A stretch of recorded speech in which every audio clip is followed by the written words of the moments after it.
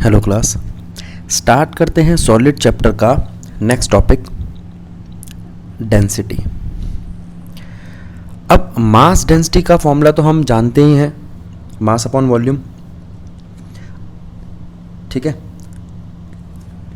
हमारे एक क्रिस्टल में, चाहे वो सिंपल क्यूबिक हो, बॉडी सेंटर्ड क्यूबिक हो या फेस सेंटर्ड क्यूबिक हो, कितने नंबर ऑफ एटम्स होते हैं उसको हम Z से रिप्रेजेंट कर देते हैं। एक मास का एटम उस Z से मल्टीप्लाई कर देंगे, डिवाइड करेंगे वॉल्यूम क्यूब का। ठीक है, ये बात तब होगी जब हमें डेंसिटी निकालनी हो एक एटम की। ध्यान रखो, जो एटम होता है उसका मास हम यूनिफाइड मास में या एटॉमिक मास यूनिट में निकालते हैं, लेकिन अगर क्वेश्चन में आपको मास ग्राम में गिवन है तो वो एक एटम का नहीं, एक मोल एटम का मास है। और एक मोल के अंदर कितने नंबर ऑफ एटम्स होते हैं? 6.022 10⁻23 यानी कि एवोगैड्रो नंबर। तो ये डेंसिटी है आपके एक एटम की, और ये है एक मोल की। तो एक मोल में आपका नंबर फिक्स होगा, एवोगैड्रो नंबर। और अगर नंबर फिक्स ना हो या मास आपका एटॉमिक मास या मॉलिक्यूलर मास ना हो तो हम कह सकते हैं कि वो गिवन मास है और जो नंबर है वो n है। अब ये n कुछ भी हो सकता है। तो मोल कंसेप्ट में हमने क्या पढ़ा था? Given number of moles divided by Avogadro number of moles is equals to given mass divided by molecular mass पढ़ा था। वो किसके इक्वल होता था? नंबर ऑफ मोल्स के। ठीक है, ये बातें हम कर चुके हैं। Simple cubic, body centred cubic, face centred cubic में कॉर्नर कितने होते हैं, सेंटर कितने होते हैं, फेस कितने होते हैं, number of atom per unit cell कितने होते हैं, या वॉल्यूम के परसेंटेज या एफिशिएंसी क्या होती है। ठीक है, अब हम आगे बढ़ते हैं। ये न्यूमेरिकल देखते हैं मास डेंसिटी पे क्या कहता है। An atom has a body centred cubic यानी कि BCC structure with cell edge 288 picometre, ये एज लेंथ है। डेंसिटी दे रखी है आपको 7.2 gram per cubic centimetre. How many atoms are present in 208 gram. अब बेटा उसने ये तो नहीं कहा कि ये मॉलिक्यूलर मास है या एटॉमिक मास है, ये तो गिवन मास है। और पूछा क्या है, कितने एटम होंगे, नंबर ऑफ एटम्स पूछे हैं। अगर वो कह देता है मॉलिक्यूलर मास है तो नंबर ऑफ एटम्स तो हमें पता चल जाते, 6.022 यानी कि मोल कंसेप्ट के हिसाब से।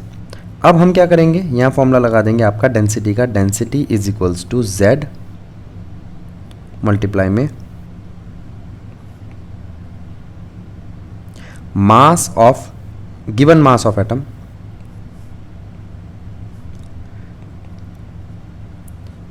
मल्टीप्लाई में A की क्यूब डिवाइडेड बाय, भाई यहाँ पे जो चीज़ आएगी वो आएंगे नंबर ऑफ एटम जो हमें फाइंड करने। ठीक है, अब Z कितना है भैया, ये कौन बताएगा? देखते हैं, यहाँ कुछ लिखा है BCC FCC।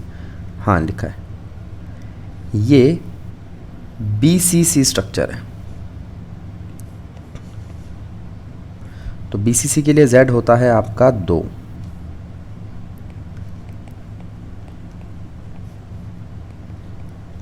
ए कितना था?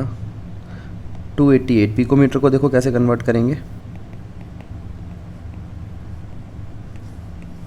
n निकालना है। डेंसिटी दी हुई है,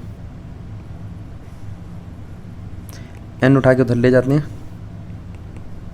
डेंसिटी यहाँ रख देंगे। ठीक है, ये अगले स्टेप में समझाऊँ? देख लो फिर कहीं बाद में को समझाया नहीं।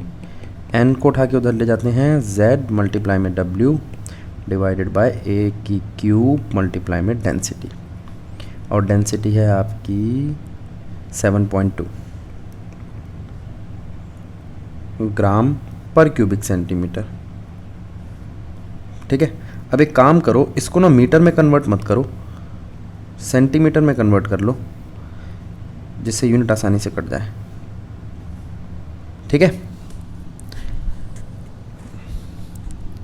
अगला क्वेश्चन देखते हैं।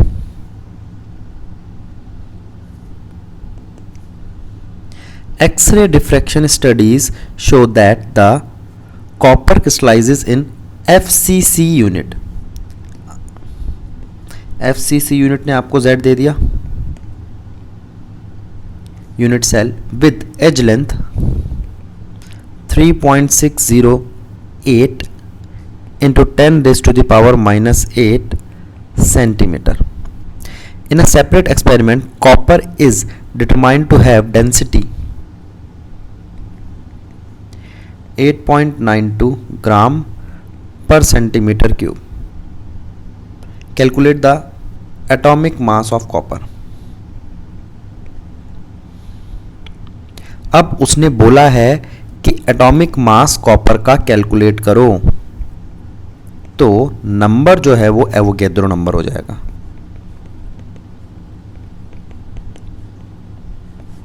Six 6.022 into 10 raise to the power 23। चलो, तो डेंसिटी का फॉर्मूला क्या हुआ? Z इंटू एटॉमिक मास जो ढूंढना है, ए की क्यूब एवोगैड्रो नंबर, तो एटॉमिक मास आ जाएगा, डी दिया है, ए क्यूब है, एन ए है, जेड है, सब कुछ है, तो मास भी आ जाएगा। चलो आगे, अब बारी आती है अगले टॉपिक की, नाम है रेडियस रेशियो। इसे लिमिटिंग रेडियस रेशियो भी कहते हैं। मतलब क्या है, जरा ध्यान देते हैं। An anionic crystal contain a large number of cation and anions. Generally, cations are smaller in size than anions. The cation are surrounded by anion and they touch each other. जो cation है वो surrounded होते हैं anion से, ध्यान रखना। ठीक है, अच्छा ये बात तो जाहिर सी है, कैटायन सराउंडेड होंगे एनायन से और एनायन सराउंडेड होंगे कैटायन से। ठीक है, ये तो बस इसने इस वाले में एक कंसिडरेशन ले लिया। These anions are arrange in space in such a way to produce maximum stability. ये इस तरीके से अरेंज होते हैं कि ज़्यादा से ज़्यादा स्टेबिलिटी यहाँ पर पैदा कर सके। The stability of ionic crystal may be describe in term of radius ratio, that is ratio of radius of cation to the radius of anion। इसको हम लिमिटिंग रेडियस रेशियो भी कहते हैं, और ये बहुत ज़रूरी है एनायन, अलग अलग क्रिस्टल्स को समझाने के लिए एनायन के। तो रेडियस रेशियो बेसिकली हुई क्या? रेडियस रेशियो हुई radius of cation divided by radius of anion. ठीक है, अब हम अलग अलग शेप देखते हैं किस किस तरीके की रेडियस रेशियो हमें दिखाई देगी। तो पहले तो हमने ट्रायंगुलर केस ले लिया। देखो, ये बनाने के लिए एक ही शेप के 3 एटम लिए हमने,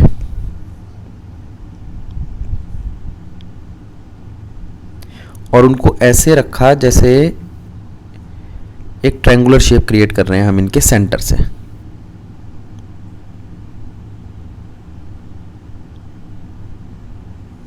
ये देखो, ठीक है, इसके बीच में यहां हमने एक एटम रखा।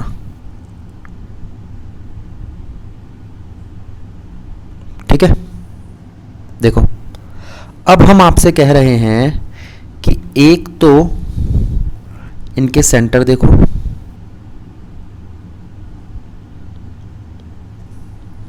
और उससे एक ट्रायंगल क्रिएट कर दो। ये क्या गड़बड़ है?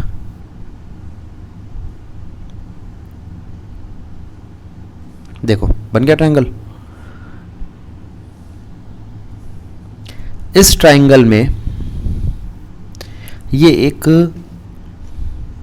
इक्विलेटरल ट्रायंगल है, सारे एंगल 60 डिग्री के हैं। इसको बड़ा कर रहा हूं बेटा मैं, थोड़ा साफ दिखे जिससे। सारे एंगल 60 डिग्री के हैं और ये एक रेडियस है।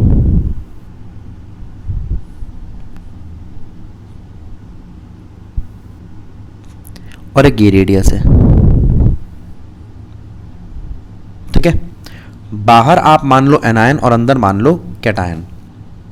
तो बाहर रेडियस हो गई एनायन की, इसको अलग रंग दे दूं क्या, ये लो। और अंदर रेडियस हो गई कैटायन की, कोई और कलर दो, ये लो। ठीक है, अब ये कितना डिस्टेंस है ये, अगर मैं यहाँ से यहाँ तक का डिस्टेंस मेज़र करूँ, यहाँ बाहर दिखा देता हूँ।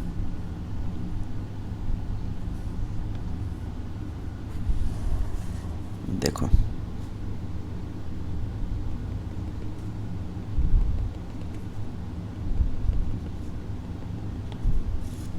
तो ये कितना आता है,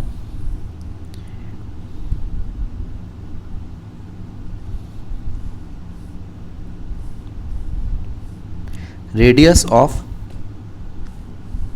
anion plus radius of cation.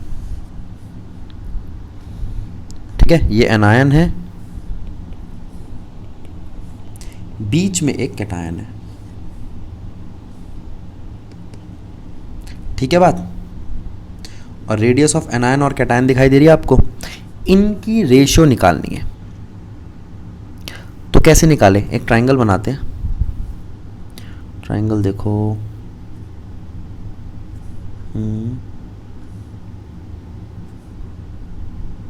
ये एक ट्रायंगल कंसीडर कर लो। ये देखो,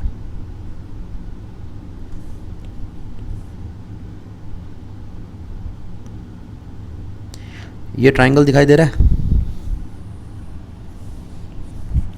इस ट्रायंगल के अंदर एक तो आपको दो, यहां पर ये रेडियस दिखाई देता है, रेडियस ऑफ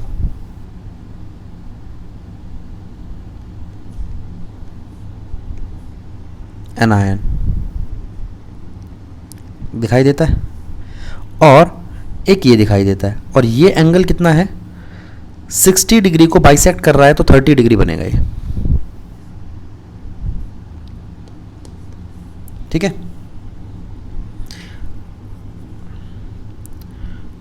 इन ट्रायंगल, अब ट्रायंगल को क्या नाम दूं, ABC। थोड़ा ज़्यादा ही छोटा हो गया बेटा, थोड़ा देख लेना है। इन ट्रायंगल ABC ट्रायंगल में आपका, मुझे ये दो साइड चाहिए, एक ये साइड और एक ये साइड। ये तो बेस का काम कर रही है और ये हाइपोटेनस का, तो कॉस थीटा से काम चल जाएगा। Cos theta is equals to base upon में हाइपोटेनस। हो गया। कॉस थीटा कितना है भाई, कॉस 30।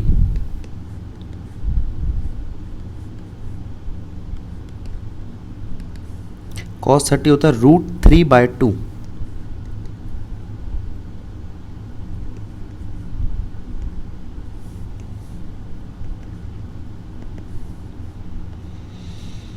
ठीक है, √3 को उठा के उधर ले जाते हैं, क्रॉस मल्टीप्लिकेशन कर देते हैं। √3r minus plus r plus is equals to twice of r minus. ठीक है, एक चीज़। दूसरी चीज़, अब √3r माइनस तो ये रहा, माइनस 2r माइनस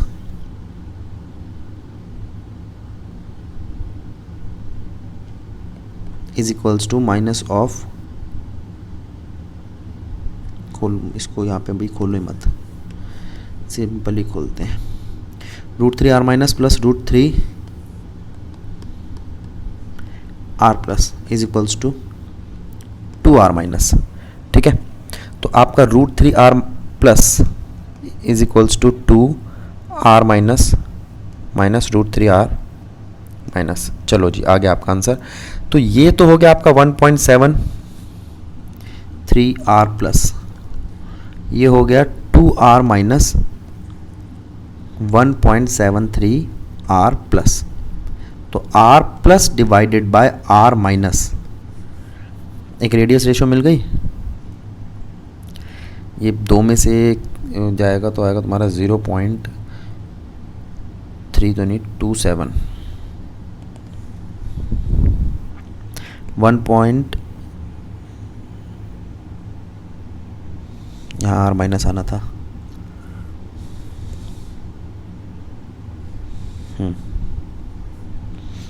ठीक है, 0.27 डिवाइडेड बाय 1.73 सॉल्व करेंगे 0 पॉइंट समथिंग आएगा, 1.55 था शायद इसका। ठीक है, वो देख लेंगे, उसकी पूरी टेबल बनी हुई है। आगे चलते हैं। ये था भैया आपका ट्राइंगुलर का। अगर कोई वॉइड 3 एटम से घिरा हो, या अगर कोई कैटायन 3 एनायन से घिरा हो, यहां कोऑर्डिनेशन नंबर क्या आता है 3। टेट्राहेड्रल वॉइड के अंदर एक चीज ध्यान देनी है आपको कि ये एनायन एक क्यूब के 4 कॉर्नर पे प्लेस किए गए हैं और कैटायन इस क्यूब के सेंटर पे। ठीक है, तो ये हो गए आपके एनायन, तो इनका रेडियस क्या हो जाएगा r माइनस। मुझे इन दोनों को देखना है। पहले तो एक चीज समझो, ये और ये 3D में एक दूसरे से फिजिकली टच कर रहे हैं, ये दोनों भी एक दूसरे से फिजिकली टच कर रहे हैं, और ये सारे। अब आप कहोगे कि भैया अगर ये दोनों टच कर रहे तो यहाँ क्यों नहीं दिखाई दे रहे। मैंने बताया था आपको, पिछले लेक्चर्स में बताया था कि जब हम 2D में बनाते हैं तो थोड़ा दूर दूर दिखाना पड़ता है। ठीक है, फिर उसके बाद हमने उनके 3D अरेंजमेंट भी देखे थे। तो अब यहाँ कंफ्यूज नहीं होते हुए हम यहाँ ध्यान देंगे कि इन दोनों को अगर मैं देखूँ AC को, तो उसमें 2 रेडियस आ रहे हैं एनायंस के। ठीक है, एक ये रहा और एक ये रहा। ठीक है, तो यहाँ पर 2 एनायनिक रेडियस हैं, तो AC क्या है आपका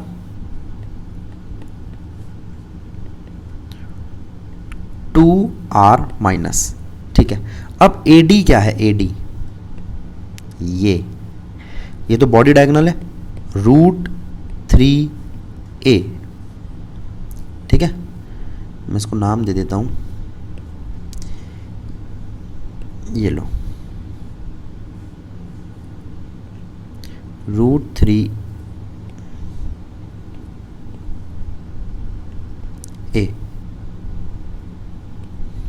ये रहा।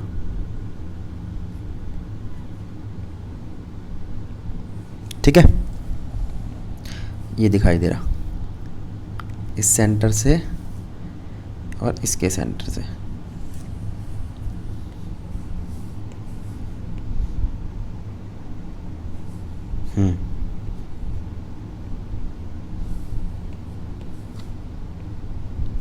अब बात करते हैं, ये √3a है कितना, AD।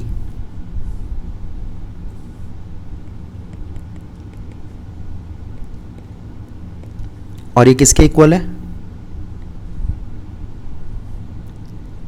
इसके, एक मिनट को, इसके सेंटर से इसके सेंटर तक के ट्वाइस के। 2 चीजें आ रही हैं इसमें, यानी कि 2r minus plus r plus. ठीक है, तो क्या बना ये, यहां से a का रिलेशन आ गया r के साथ, 2/√3 r minus plus r plus, क्योंकि मुझे एज लेंथ नहीं चाहिए, मेरे को तो r प्लस और r माइनस में रिलेशन निकालना है। एक इस इक्वेशन को ध्यान में रखना, एक इसको ध्यान में रखना। अब आगे आती है बात इस ट्राइंगल की,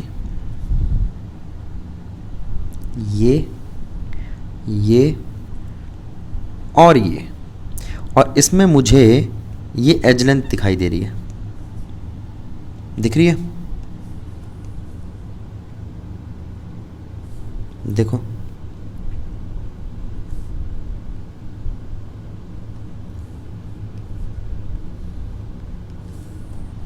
ये हो गई आपकी एज लेंथ एक, और ये क्या है भैया, ये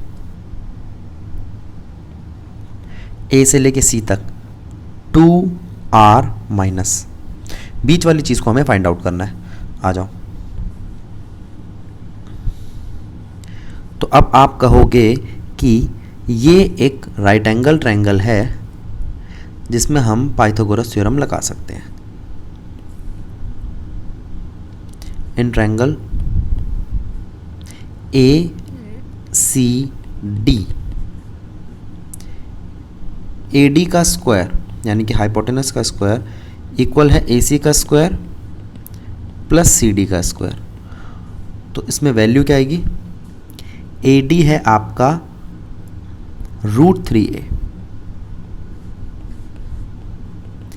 ए सी है आपका 2r माइनस, और सी डी है आपका एज लेंथ। ठीक है, अब √3a की वैल्यू पुट कर दो, 2/√3,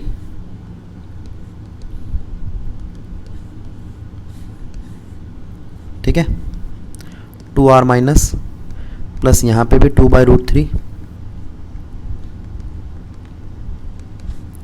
ठीक है। अब यहाँ पे इस पूरी इक्वेशन में r प्लस और r माइनस ही दिखाई दे रहे हैं, एज गया तो r प्लस और r माइनस की रेशियो आ जाएगी, उसे सॉल्व कर लेना। ये आती है 0.255, एक बार चेक कर लेंगे इसको, ठीक है। इसमें स्टार मार रहा हूँ बेटा, ये जनरली सीबीएसई में नहीं दिखता इसका क्वेश्चन। अब बारी आती है ऑक्टाहेड्रल वॉइड की। ऑक्टाहेड्रल वॉइड के लिए मैं एक फेस बना रहा हूँ। इस फेस पे हम 4 एटम रखेंगे,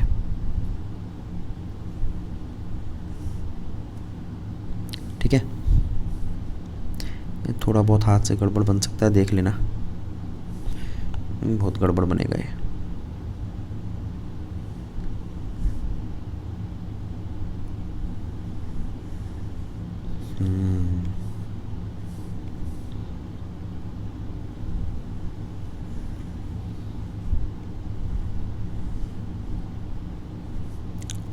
और ये मान लो कि ये ना टच कर रहे हैं एक दूसरे को बेटा, थोड़ा गड़बड़ कर रहा है। अब बीच में एक छोटा एटम है ये, ठीक है। एक काम करो, कहीं से उठा लेते हैं इसको यहाँ से रब करते हैं, यहाँ से लो,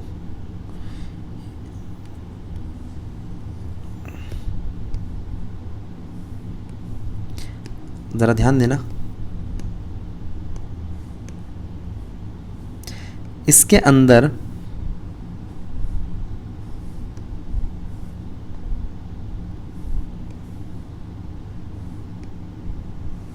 क्या क्या चीज़ें, हाँ अब बिल्कुल सही, सारे बराबर है। ये एनायन दिख रहे हैं आपको, ये है आपका एनायन, ठीक है, जो कैटायन को सराउंडिंग करे हुए हैं। ये रहा, ये 4 एनायन है, ये बीच में कैटायन है। अब मैं जिन जिन चीज़ों को बताऊंगा वो देखना। ये क्या है, ये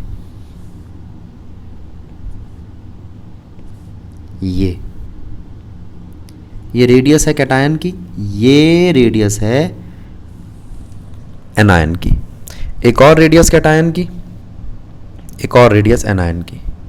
तो पहले रेडियस आई एनायन की, फिर कैटायन की, फिर कैटायन की, और फिर एक और एनायन की। 4 रेडियस आ गई। इन चारों को जोड़ दूंगा तो क्या आएगा, 2 रेडियस कैटायन की, 2 रेडियस एनायन की। और अगर आप इसको ध्यान से देखें तो ये तो √2a है। याद आ गया क्या है ये? फेस डायगोनल आसान है। तो आप यहां से ये कह सकते हो कि इस फिगर को देखते हुए, अच्छा ये क्या है, ये पूरी ये एक एज लेंथ है और ये एक एज लेंथ है, और इस एक एज लेंथ में दो और रेडियस आ रहे हैं एनायन के। ठीक है, तो इसमें ट्रायंगल देखो ABC, in triangle ABC AC का स्क्वायर, वाइट ले लेता हूं मार्कर, AC का स्क्वायर इक्वल है AB का स्क्वायर प्लस BC का स्क्वायर। अब AC क्या है भैया? AC है 2r plus 2r minus is equals to 2r minus का स्क्वायर प्लस 2r माइनस का स्क्वायर। BC और AC तो इक्वल है।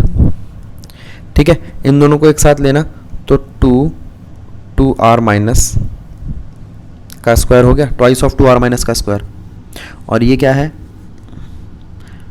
2r प्लस 2r माइनस का स्क्वायर। स्क्वायर तो हट जाएंगे अब दोनों के, बचेगा क्या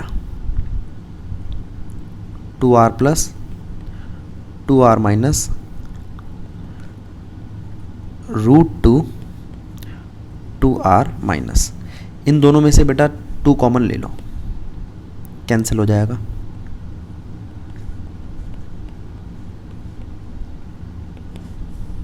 ठीक है, कट गया, क्या बचा r plus r minus is equals to √2r minus. √2 की वैल्यू तो आप जानते हो 1.414। ठीक है, अब सॉल्व करेंगे, इसको थोड़ा नीचे कर देते हैं। जगह बनाते हैं। देखो अब यहां से दिखाई दिया जो पीछे इक्वेशन लिखी थी, r plus r minus 1.414 r minus, तो r plus is equals to 1.414 r minus minus r minus, ये आ गया 0.414। तो रेडियस रेशियो तो सीधा ही मिल गई। ठीक है, ये आपका एनसीईआरटी का एक एग्जाम्पल भी है, एक्सरसाइज का क्वेश्चन है, देखना पड़ेगा कौन सा है।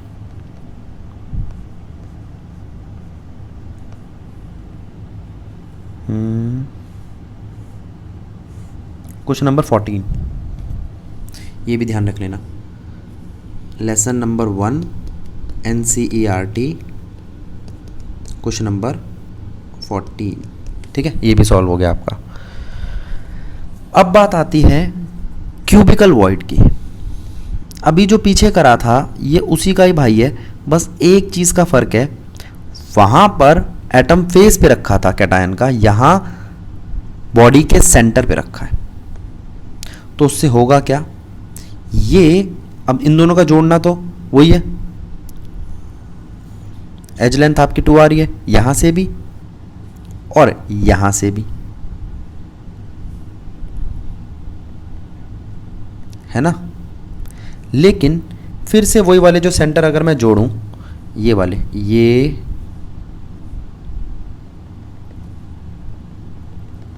और एक ये,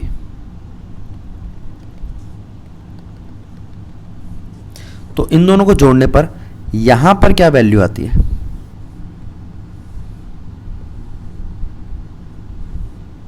यहां वैल्यू आती है आपकी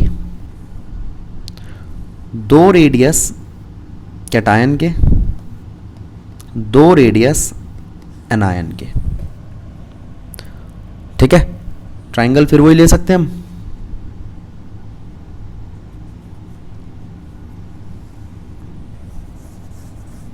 देखो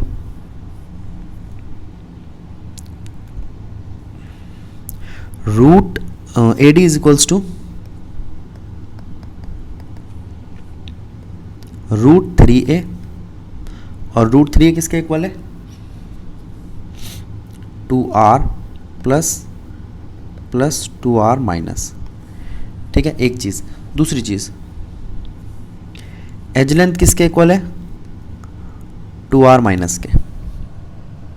ठीक है, तो √3a जो इक्वल है 2r प्लस 2r माइनस के, उसमें आप एज लेंथ की जगह पे वैल्यू पुट कर दो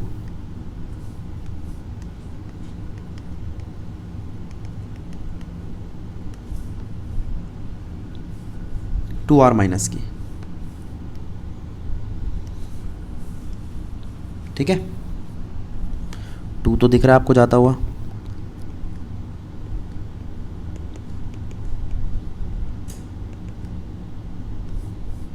कॉमन लेके दिखाऊं या समझ गए? सीधा ही समझ गए ना बेटा, बार बार क्या सॉल्व करना, वो बिल्कुल पीछे जैसा करा था वैसा ही सेम है। तो यहाँ से r plus is equals to 1.732 r minus minus r minus. ठीक है, तो r plus divided by r minus क्या आ गया आपका? 0.732। ये भी हो गया सॉल्व। ठीक है, ये है क्यूबिकल वॉइड। इनको बेटा एक साथ लिख दिया मैंने। क्यूबिकल वॉइड की रेंज क्या है? 0.732 से 1.000। एग्जाम्पल देख लो, CSCL इसका एग्जाम्पल है क्यूबिकल का। ऑक्टाहेड्रल की रेंज देख लो, स्क्वायर प्लेनर की रेंज देख लो, टेट्राहेड्रल की देख लो, और प्लेन ट्राइगोनल की देख लो। इनके एग्जाम्पल्स भी देख लो। तो यहां आपका रेडियस रेशियो वाला टॉपिक भी खत्म। अब बस एक चीज रह गई है, उसे बोलते हैं हम इनपरफेक्शन इन सॉलिड या डिफेक्ट्स। उसको हम देखेंगे।